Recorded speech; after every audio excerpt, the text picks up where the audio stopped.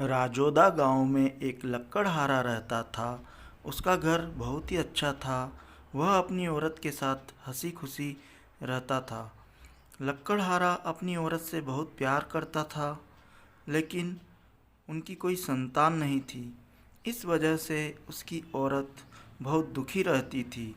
संतान न होने के कारण आसपास की औरतें ताना मारा करती थी। लक्कड़हारा यह बात जानता था और मन ही मन दुखी रहता था। गांव के पास एक खूबसूरत जंगल था। लक्कड़हारा सुबह सुबह अपनी कुल्हाड़ी लेकर लकड़ी काटने जंगल जाता था।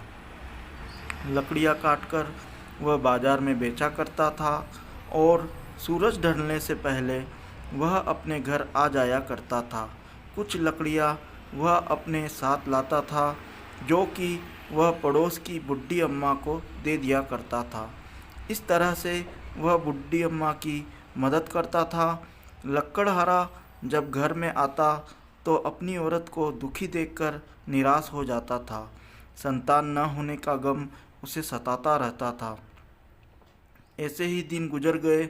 लक्कड़हारा जंगल में लकड़ियाँ काट रहा था। लकड़ियाँ काटते काटते उसे भूख लगी। वह खाना खाने ही वाला था कि उसी समय एक साधु आया और लक्कड़हारे से बोला, मैंने बहुत दिनों से कुछ खाया नहीं है, थोड़ा भोजन मिल सकता है।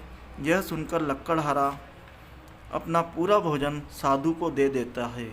साधु महाराज लक्कड़हारे से बहुत प्रसन्न होते हैं और लक्कड़हारे को कहते हैं, तुम बहुत दयालु हो, तुमने अपना पूरा भोजन मुझे दे दिया और खुद भूखे पेट रह गए। मैं तुमसे बहुत प्रसन्न हूँ, मांगो क्या मांगते हो।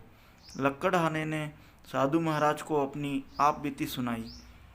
यह सुनकर साधु महाराज ने एक फल लक्कड़हारे को दिया और कहा, इसे अपनी औरत को खिला देना, जल्द ही तुम्हें संतान की प्राप्ति होगी।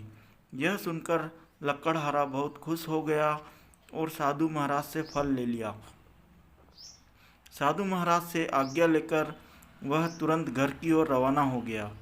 घर पहुंचकर उसने अपनी औरत को पूरी बात बताई और फल खाने को कहा। औरत ने फल खा लिया। ऐसे ही दिन बीतते गए। लक्कड़हारा लोगों की मदद किया करता था, जिससे कि लोग उसे दयालु लक्कड़हारे के नाम से पुकारने लगे। समय बीतने के साथ लक्कड़हारे के घर में पुत्र की प्राप्ति हुई। दोनों पति पत्नी संतान के साथ हंसी खुशी जीवन यापन करने लगे।